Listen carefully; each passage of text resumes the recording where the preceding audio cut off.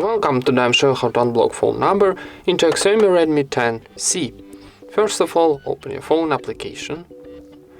Then in the top right corner we got 3 dots. Tap it and choose settings. Here I go into block numbers option. And here I've got 2 block numbers, so for example if we wanna unlock this last one, click here on the right side to cross. And confirm operation, tapping unblock one more time.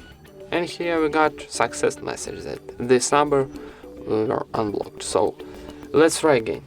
This number and tap here on the right side to cross to unblock and confirm operation, tapping unblock one more time. And that's it. Thank you for watching, leave thumbs ups and subscribe to our channel.